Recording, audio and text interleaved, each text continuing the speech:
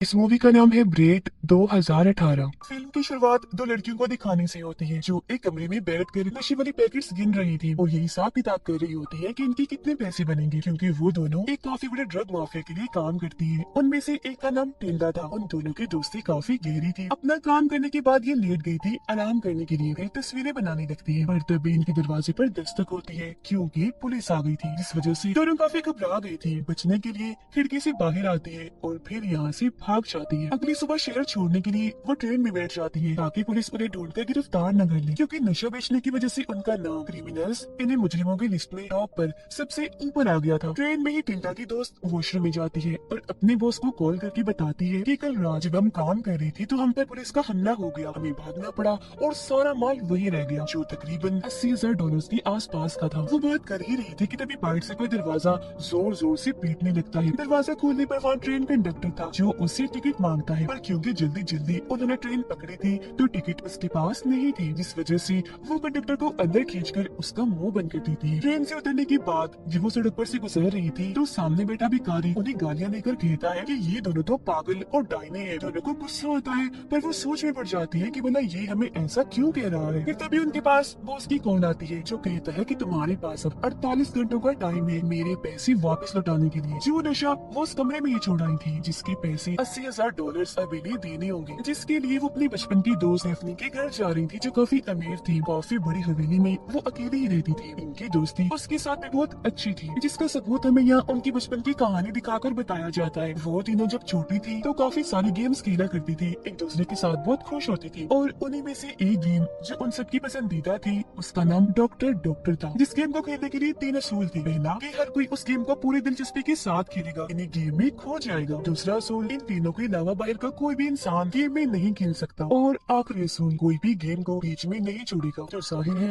ये इधर ही रहेंगी, इस घर से तब तक नहीं निकल सकती जब तक कि गेम खत्म नहीं हो जाती। फिर टिल्डा एक स्कूल यूनिफॉर्म पहनकर घर के अंदर चली जाती है। घर में डेफनी उसके लिए खाना बना रही थी। आते ही टिल्डा उसे मॉम कह के पुकारती है। अब वो उसे माँ क्यों कह रही थी उसके पीछे भी एक कहानी है। दरअसल बचपन में जब वो डॉक्टर डॉक्टर गेम खेल रही थी तो उस गेम को बार बार खेलने से टिल्डा बोर हो गई थी। कोई और गेम खेलने का कहती है, लेकिन क्योंकि गेम को बीच में ही नहीं छोड़ सकती थी तो मजबूरन उन्हें ये खेलनी ही पड़ती है। असल में डॉक्टर गेम कुछ यूँ थी कि उनमें से एक डॉक्टर बनेगी जबकि बाकी की दोनों माँ और बेटी। डेफनी बनती है माँ जबकि टिल्डा की दूसरी दोस्त डॉक्टर बनती है। लेकिन अब टिल्डा को अपना बेटी वाला रोल पसंद नहीं आता क्योंकि वो डेफनी को अपनी माँ बनाना पसंद नहीं कर रही थी। जिस दौरान इनकी बहस हो जाती है जो हाथापाई में बदल गई। वो ये गेम पेड़ के ऊपर बने एक छोटे से घर में बैठ कर खेल रही थी तो हाथापाई की वजह से डेफनी नीचे गिर जाती है और फौरन बेहोश हो गई। हॉस्पिटल ले जाने पर डॉक्टर बताते हैं कि इसके दिमाग में गहरी चोट आई है, जिस वजह से हो सकता है कि इसका दिमाग ठीक से काम न करे, मतलब जहनी तवाज़ुन खराब भी हो सकता है। जिसके बाद कहानी वापस मौजूदा वक्त में आती है और गेम के मुताबिक ही टिल्डा डेफनी को मॉम कह रही थी। यहाँ हमें पता चलता है कि दिमाग में चोट लगने की वजह से डेफनी का जहनी तवाज़ुन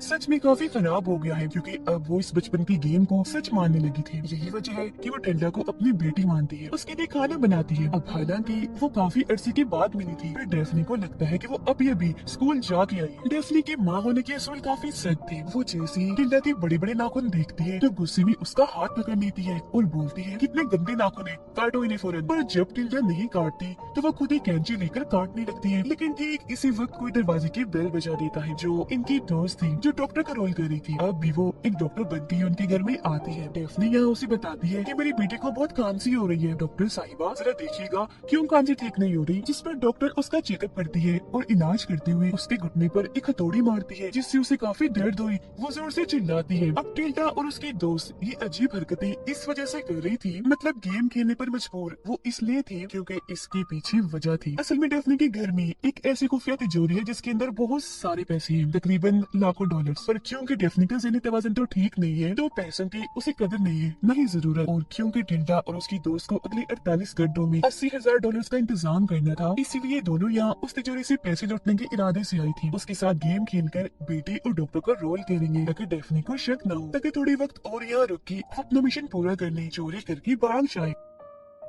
अब डेफनी डॉक्टर के लिए भी खाना बनाती है, साथ ही खाने के टेबल पर वो टिल्डा को बांध देती है ताकि बाकी बच्चों की तरह वो खाना छोड़ के ना भाग जाए। और अब इनके पास 41 घंटे बचे थे। डेफनी डॉक्टर को कहती है कि आप काफी थक गई होंगी, चलिए आप जाके आराम कर लें, आपको आपका कमरा दिखाती हूँ। फिर आधी रात को टिल्डा की दोस्त इन्हें डॉक्टर आराम कर रही थी तो तभी एक आवाज से उसकी आंख खुल जाती है क्योंकि कोई उसके दरवाजे की कुंडी घुमाता है। उसे लगता है ये टिल्डा होगी, इसलिए वो उठ के बाहर आती है जहाँ टिल्डा नहीं डेफनी थी, जो उसे कहती है डॉक्टर मुझे अकेले नींद नहीं आ रही, डर लग रहा है, आपके साथ मुझे महफूज लगेगा, मैं यही सोना चाहती हूँ। और वो उसे चाकू दिखाकर यही रुक जाती है। फिर अगली सुबह टिल्डा खतों वाली बॉक्स के पास अपना मोबाइल चेक कर रही होती है जहाँ तभी उसकी दोस्त आती है। गुस्से में टिल्डा उसे कहती है कि जल्दी करो, निकलो यहाँ से, मैं इस पागल डेफनी के साथ रह रह के परेशान हो गई हूँ, मुझे नहीं लगता कि अब यहाँ कोई पैसे हमें मिलेंगे। डेफनी ने सारे पैसों को बैंक में रखवा दिया होगा। उसकी दोस्त बोलती है मुझे नहीं लगता, हमें थोड़ी और कोशिश करनी चाहिए, तिजोरी तोड़ने के लिए हो सकता है पैसे हमें मिल ही जाए। और अब उनके पास सिर्फ 28 घंटे बची थी। टिल्डा की दोस्त अंदर जाके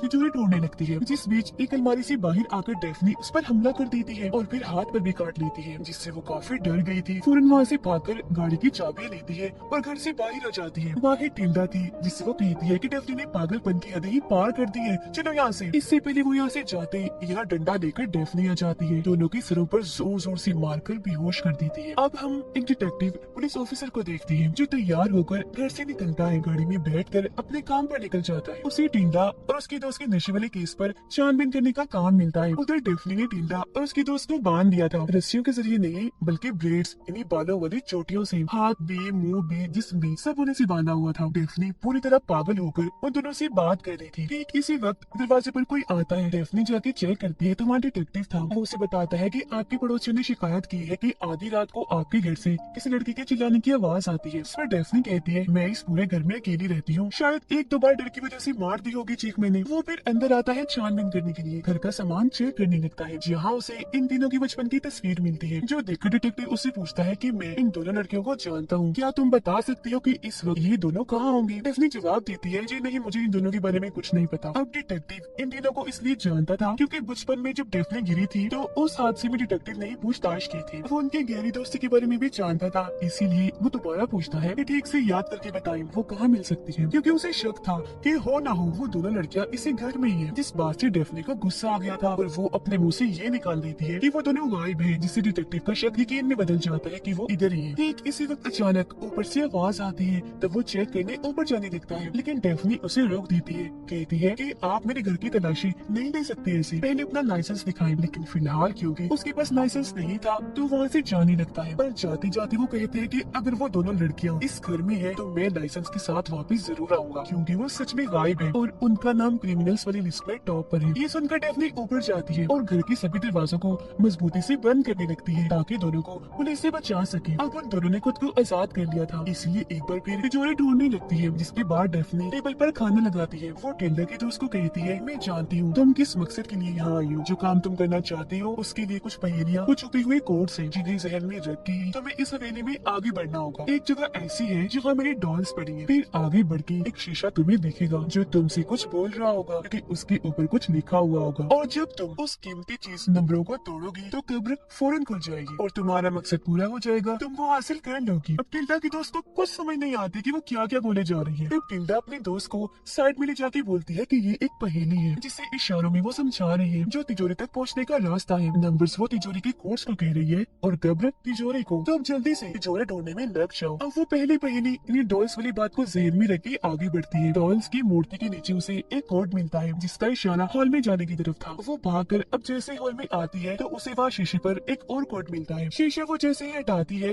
तो एक पेंटिंग के पीछे उसे तिजोरी में ले जाती है, जिसके बाद वो उन सभी कोड्स को नंबर में बदलकर तिजोरी पर लगाती है, जिससे आखिरकार वो खुल ही जाती है, जिसके अंदर सच में बहुत ज्यादा पैसे थे। सभी पैसों को बैग में भर के वो टिल्डा के पास आती है और कहती है कि मुझे पैसे मिल गए हैं, हम आज रात यहाँ से निकल जाएंगे। फिर रात होते ही दोनों लैंप्स लेकर यहाँ से निकल जाती हैं। सड़क पर आकर गाड़ियों से लिफ्ट मांगती है, पर कोई भी उनके लिए गाड़ी नहीं रोकता। और फिर तभी एक तेज स्पीड में आती हुई गाड़ी टिल्डा के दोस्त से आकर टकरा जाती है, जिसमें और कोई नहीं बल्कि डेफनी थी, जो अब दोबारा से उन दोनों को अपने घर ले आती है, जहाँ अब उसने दोनों को कुर्सियों के साथ बांध दिया था। इस सब की वजह से टिल्डा की दोस्त दुखी थी, जो देखकर डेफनी चाकू लेती है और उसके चेहरे पर कट लगा के स्माइल वाला निशान बना देती है ताकि वो उसे मुस्कुराता हुआ देख सके। अब वो भिखारी जो दोनों को गालियाँ दे रहा था पुलिस स्टेशन एजेंट आकर बताता है कि मैंने उन दोनों गायब लड़कियों को रेलवे स्टेशन पर देखा था। डेफनी उन दोनों पर काफी जुल्म करने, उनका उल्फिया बिगाड़ने की बात कहती है कि अब अगर तुम चाहो तो गेम को छोड़ के जा सकती हो। साथ ही वो अखबार भी देती है जिस पर उन दोनों के लापता होने और क्रिमिनल्स की लिस्ट में टॉप पर होने वाली खबर छपी थी, जो देख दोनों काफी डर भी गई थी और हैरान भी थी कि यहाँ से बाहर निकली तो पकड़े जाएंगे। पर अब डेफनी उन्हें जल्द से जल्द यहाँ से जाने का कहती है कि मैं तुम्हें अब 1 मिनट भी यहाँ बर्दाश्त नहीं करूंगी, क्योंकि बहुत जल्द मेरा बच्चा पैदा होने वाला है। टिल्डा हैरत से पूछती है कैसा बच्चा, तुम्हारी तो शादी भी नहीं हुई थी। तब वो बोलती है कि मैंने तुमसे ये बात छुपाई, वो दरअसल शादी मेरी हो गई थी। जो सुनकर टिल्डा जोर जोर से हंसने लगती है कि भला इस पागल से किसने शादी कर ली। पर उसके दोस्त के दिमाग में एक आइडिया आता है। वो फौरन उठ खड़ी हुई क्योंकि वो डेफनी के पागलपन को अपने फायदे के लिए इस्तेमाल करने का सोचती है। बोलती है सुनो मेरी बात डेफनी, अगर तुम्हारा बच्चा होने वाला है तो तुम्हें फौरन अभी की अभी सर्जरी की जरूरत है, जिसके लिए वो भी मान जाती है और ये दोनों भी उसे लिटा देती है सर्जरी के बहाने जान से मारने के लिए। उन्होंने ऑपरेशन वाले सारे औजार भी ले लिए थे, साथ ही सर्जन वाले कपड़े भी पहन लिए थे और अब जैसे वो औजार से उस पर वार करने वाली थी कि तभी यह डिटेक्टिव आ जाता है, जिन पे गन पॉइंट करके नीचे हटाता है और नीचे बैठने का कहता है। वो जब दोनों के पास जाता है तो डेफनी उठ खड़ी होती है और डिटेक्टिव के पेट में चाकू घुसा देती है। जख्मी होकर वो जैसे ही नीचे गिरता है, ये तीनों टांगों से मार मार कर उसका बुरा हाल कर देती है। फिर उसकी लाश को एक कवर में पैक करके बाहर जमीन खोद कर वहाँ गाड़ देती है। सबूत मिटाने के लिए उसकी गाड़ी को तालाब में फेंक देती है, जिसके बाद वो तीनों एक ही जैसे कपड़े पहन के खाने की टेबल पर बैठ जाती है। काफी खुश लग रही थी और मजे से अपना खाना एंजॉय करने लगती है। अगली सुबह जब किसी काम से टिल्डा की दोस्त बाहर आती है तो उसे वहाँ डिटेक्टिव दिखता है, जिसकी हालत काफी खराब थी, खून में लथपथ था, डरावना लग रहा था। टिल्डा की दोस्त पर हमला कर देता है, पर वो काफी घबरा जाती है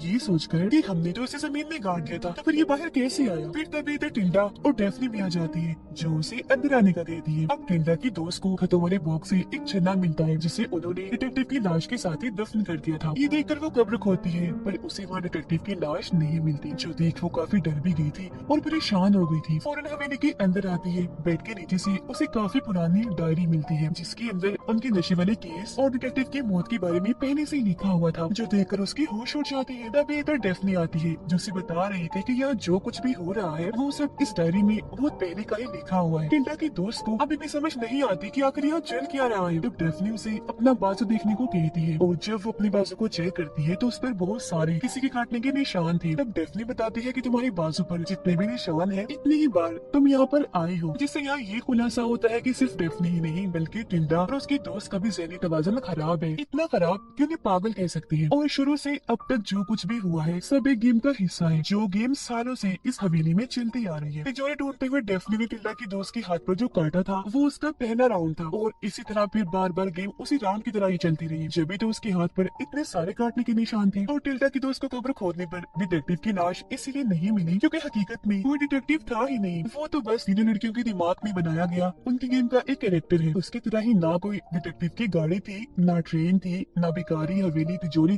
कुछ भी नहीं था, बल्कि वो बस उनके खिलौने वाले रोल्स थे जो सारे के सारे इन पागल लड़कियों ने खुद ही बनाए थे। खिलौनों की पूरी दुनिया बनाई गई थी, जिन्हें हकीकत इन्होंने अपने दिमाग में ही सोच लिया था। असल में ये तीनों लड़कियां कपड़े की बनाई हुई एक टेंट में बैठी है। सब कुछ टेंट में उन्होंने इसलिए सोच लिया क्योंकि उनके मुताबिक बाहर की दुनिया बेकार है। और अब हमें दोबारा से एक बड़ी औरत दिखाई जाती है जो कि डेफनी थी और बाहर से टिल्डा पहले की तरह स्कूल से वापस आती है, पर अब वो दोनों काफी बूढ़ी हो चुकी हैं, जिसका मतलब था कि अब इस पागल गेम को चलते चलते उनकी पूरी